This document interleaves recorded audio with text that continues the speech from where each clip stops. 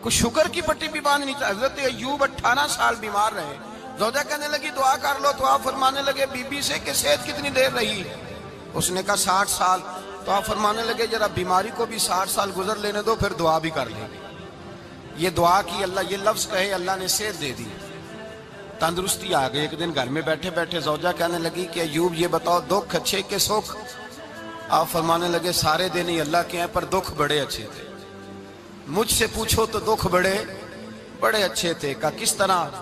تو حضرت ایوب فرمانے لگے جب میں بیمار تھا تو 24 گھنٹے میں ایک دفعہ میرا رب میرا حال پوچھا کرتا تھا۔ ایک دفعہ میرا اللہ پوچھتا تھا ایوب تیرا حال کیا ہے؟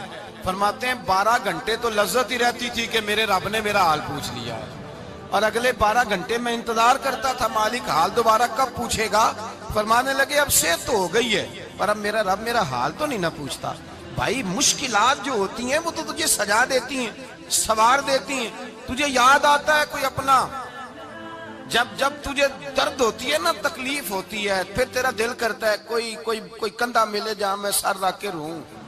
پھر اسی لیے تو کسی درویش سے کسی نے پوچھا تھا اپنا کون ہوتا ہے؟ تو کہا جو تجھے دکھ کے وقت یاد آئے وہ تیرا اپنا ہے، جو تجھے عین آزمائش کے وقت یاد آئے اور تجھے اس کا نمبر فوراً تیرے موبائل پہ چلنے لگے وہ تیرا اپنا سجن ہے، جس کو تو دکھ کے وقت یاد کرے۔ تو بھائی مشکلات کے بعد جو اللہ آسانی دیتا ہے، حضرت ابراہیم کو آگ میں بھی پھینکا گیا، حضرت ابراہیم علیہ السلام کو ستایا بھی گیا، نکالا بھی گیا، لیکن جب ان مشکلات سے گزرے تو میرا رب فرماتا ہے وَإِذِ ابْتَلَىٰ إِبْرَاهِيمَ رَبُّهُ بِكَلِمَاتٍ فَأَتَمَّهُنَّ قَالَ إِنِّي جَاعِلُكَ لِلنَّاسِ إِمَامًا۔ کہا جب ابراہیم پورے اترے تو پھر ہم نے انہیں امام بنا دیا۔ یا اللہ کس طرح کی امامت دی؟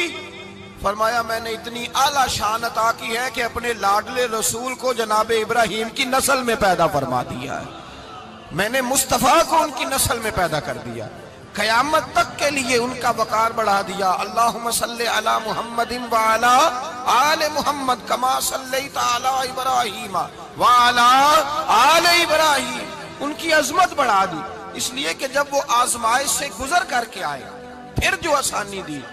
میرے نبی پاک صلی اللہ علیہ وسلم نے دین ابراہیمی کی بہت ساری چیزوں کو رکھا، کہا میں ملت ابراہیمی پہ ہوں۔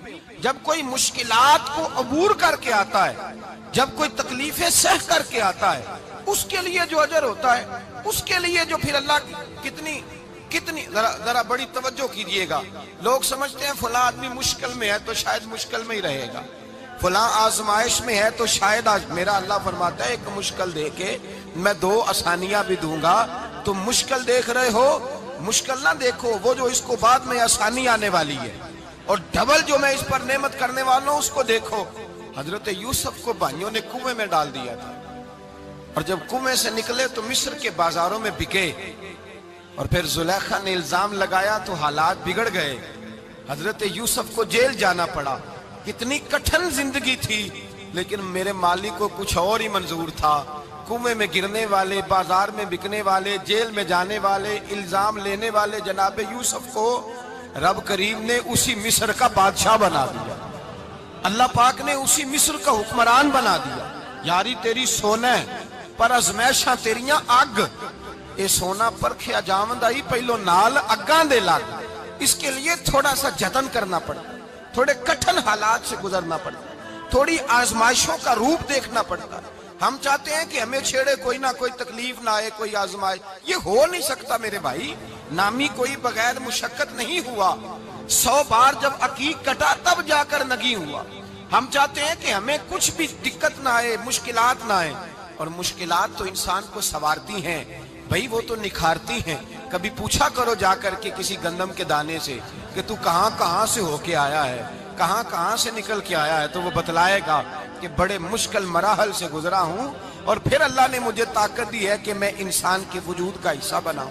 تو بھائی کٹھن مراحل، آزمائشیں، تکلیفیں، یہ انسان کو بڑا انسان بنا دیتی ہیں، یہ اس کے لیے ترقیوں کا پیش خیمہ ہوتی ہیں۔ ہمارے جوان پریشان ہو جاتے ہیں، عورتیں خاص کر کے اس بات پہ توجہ کریں، وہ بڑی جلدی غم لے جاتی ہیں، وہ کہتی ہیں جانے میرا کچھ ہوگا ہی نہیں، جانے میرا کچھ ہو ہی نہیں سکتا۔ میرے بھائی درجنوں اور بیسیوں لوگ ایسے ہیں جن کی اولادیں نہیں تھی، لیکن نام ان کا ان سے بھی زیادہ ہے جو بڑے بڑے صاحب اولاد۔ حضرت خواجہ معین الدین اجمیری کو جانتے ہیں آپ لوگ؟ نہیں، جو جانتے ہیں وہ بولیں۔ جانتے ہیں جی؟ لو جی، کافی سارے جانتے ہیں، تھوڑے جی رہ گئے نا۔ جانتے ہیں نا خواجہ صاحب کو؟ ان کے کسی بیٹے کو جانتے ہوں؟ نہیں جانتے، نہیں جانتے، نہیں جانتے آپ ان کے بیٹے کو۔ حضرت خواجہ معین الدین اجمیری رحمت اللہ تعالیٰ علیہ کے بیٹے کو نہیں جانتے، لیکن ویسے آپ ہندوستان میں کسی آدمی کو چھیڑ کے دیکھیں، وہ کہے گا میں خواجہ صاحب کا روحانی بیٹا ہوں، میں اولاد۔ حضرت غوث اعظم رضی اللہ تعالیٰ عنہ کی اولاد کو کم لوگ جانتے ہیں، لیکن آپ ویسے کسی کو پوچھ کے دیکھیں 11ویں والا پیر کون ہوتا ہے، ہر آدمی ہاتھ اٹھا کے بتائے گا خدا کے فضل سے ہم پر ہے سایہ غوث اعظم کا، ہمیں دونوں جہاں میں ہے سہارا غوث اعظم۔ لوگ جھوم کے بتلائیں۔ میرے بھائی، یہاں لوگ پریشان ہو جاتے ہیں کہ اولاد ہوگی تو یہ ہوگا، فلاں ہوگا تو یہ ہوگا۔ بھائی ایسی کوئی بات نہیں۔ میرے پاس پیسے ہوتے تو میرا ابا بیماری سے فوت نہ ہوتا۔ جو مالدار ہوتے ہیں تو کیا وہ بچ جاتے ہیں؟ حضرت اسرائیل انہیں چھوڑ جاتے ہیں؟ او خدا کے بندے، تو کیسی بات کر رہا ہے؟ یاد رکھ، یہ جو آزمائشیں ہوتی ہیں، یہ جو تکلیفیں ہوتی ہیں، یہ جو تھوڑے سے مشکل حالات ہوتے ہیں۔ حضرت یونس علیہ السلام کی دوستی ہوگی حضرت جبریل امین سے، جناب جبریل ملنے آئے۔ حضرت یونس علیہ السلام فرمانے لگے جبریل میرا دل کرتا ہے مجھے اس بندے کی ملاقات کرا جو اللہ کا سب سے زیادہ عبادت گزار بندہ ہے۔ حضرت جبریل امین لے گئے دور دور فلسطین کے علاقے میں، اور لے جا کر ایک بندے سے ملاقات کرائی جس کی دونوں آنکھیں بھی کوئی نہیں تھی، دونوں بازو بھی کوئی نہیں تھی، دونوں پیر بھی کوئی نہیں تھی، اور اس بندے کی زبان پر لفظ بڑا کیا جاری تھے، یا اللہ تیرا شکر ہے، یا اللہ تیرا، بول کے کہیے، یا اللہ تیرا، اے اللہ تیرا شکر ہے۔ شکر شکر کر رہا تھا۔ حضرت جناب سیدنا یونس علیہ السلام کہنے لگے میں نے تجھے عبادت گزار کو ملانے کو کہا تھا، تو کہاں لے آیا؟ حضرت جبریل کہنے لگے یا یونس، یہ ہر چیز جانے کے باوجود اپنے رب کی رضا پہ راضی ہے۔ اس وقت دنیا میں نبیوں کے بعد جس سے اللہ سب سے زیادہ پیار کر رہا ہے وہ یہی بندہ ہے۔ یہ اپنے رب کی رضا پہ راضی ہے۔ اے تن میرا کنگی ہووے تے میں زلف سجن دی باواں، تے پوش میرے دی جتی بن جائے تے میں یار دی قدمی آواں، مارو مارو مینوں مار مکاؤ کوئی عذر نہ پیش لے آواں، تے جے سونا ہی میرے دکھ وچ راضی، جے سونا ہی میرے دکھ وچ راضی، جے سونا ہی میرے دکھ وچ راضی تے میں سکھ نو چلے ڈاواں۔ مانا کہ جب اس حال میں راضی ہے تو بس ٹھیک ہو گیا، ٹھیک ہو گیا۔ وصل اچھا ہے نہ فراق اچھا ہے، بس جس حال میں محبوب رکھے وہی حال اچھا ہے۔ بس جس حال میں انہوں نے رکھا بات ٹھیک ہو گئی۔ اس میں اب انسان شکوہ کرتے پھرے کہ یہ کس طرح ہے، وہ کس طرح، اپنے آپ کو مطمئن رکھا ہے۔ مشکل کے بعد جو آسانی حضرت لقمان حکیم، ان کے نام پر قرآن مجید کی پوری سورت ہے۔ حضرت لقمان حکیم علیہ رحمہ آپ اپنے بیٹے کو نصیحت کر رہے تھے، کہنے لگے بیٹا کو مشکل آئے تو گھبرانا نہیں، کوئی مشکل آئے تو کرے، بیٹوں کو سمجھ آ جائے کہ مشکل آئے تو، سمجھ آ رہی ہے بات کی، مشکل آئے تو۔ اور کیا خوبصورت جملے، بیٹے کو بٹھا کے کہتے ہیں بیٹا چھوٹی مشکل آئے گی تو اللہ بڑی مشکلات آسان کر دے گا، سمجھو چھوٹی مشکلات آئیں تو اللہ نے بڑی مشکلیں اس نے آسان کر دی۔ اور آپ کو بتاؤں اصل انسان ہوتا ہی وہ ہے جو مشکلوں میں جینے کا ڈھب سیکھ جاتا ہے، وہ بن جاتا ہے جو کرب کے حالات میں جینے کا سلیقہ سیکھ جائے۔ اپنے بچوں کو یہ سمجھانا، حضرت لقمان بیٹے مشکل آئے تو گھبرانا نہیں، بڑی کو ٹال دیتی ہے، وہ نیکی کا اور آسانی کا پیش خیمہ ہوتی ہے۔ اللہ اس کے بعد آسانی سمجھا رہے ہیں۔ کچھ دنوں کے بعد کہنے لگے آؤ فلاں اللہ کے نبی کی ملاقات کو چلیں، فلاں نبی علیہ السلام سے ملنے چلتے ہیں۔ اس زمانے میں جو نبی تھے ان سے ملنے چلے گئے۔ بیٹے کو بات یاد تھی، گھوڑے پہ بیٹھے، امام ابن جوزی نے اس کو لکھا ہے، گھوڑے پہ بیٹھے تھے دونوں کے پاس گھوڑے تھے۔ اب رستہ بہت زیادہ تھا، کھانا ساتھ لے لیا، پانی ساتھ لے لیا، رستہ لمبا تھا، صحرا کا علاقہ تھا۔ جب جانے لگے تو اتنی سخت گرمی ہوئی کہ گھوڑے بھی بے ہوش ہونے لگے۔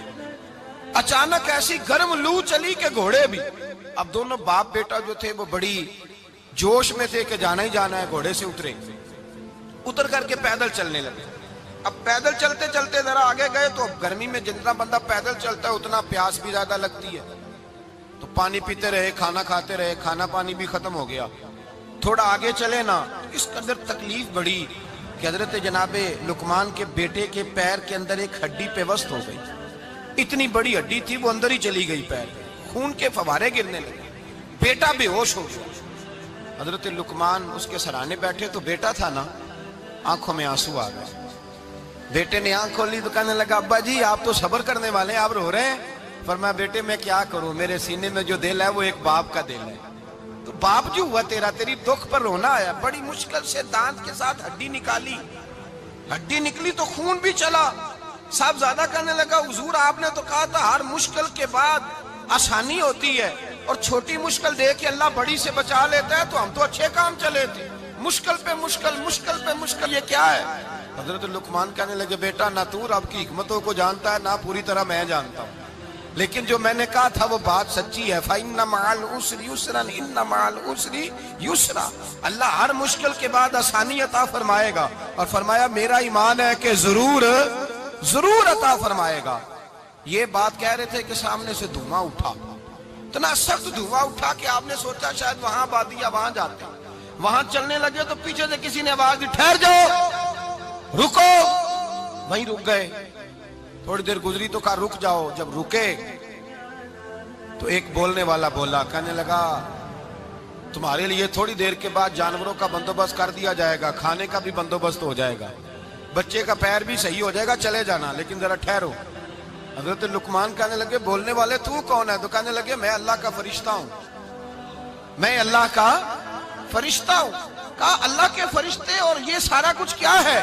تو فرشتہ کہنے لگا اصل بات یہ ہے کہ سامنے بستی پر مجھے عذاب نازل کرنے کا حکم ملا تھا، آپ بڑی تیزی سے آ رہے تھے، میں نے رب سے دعا کی کہ اللہ اس باپ بیٹے کی غلطی کوئی نہیں، مہربانی فرما۔ رب نے پہلے آپ کو صحرا میں الجھایا، پھر میری دعا کی برکت سے آپ کے گھوڑے ٹھہر گئے، پھر میری دعا کی برکت سے آپ کا پانی ختم ہوا،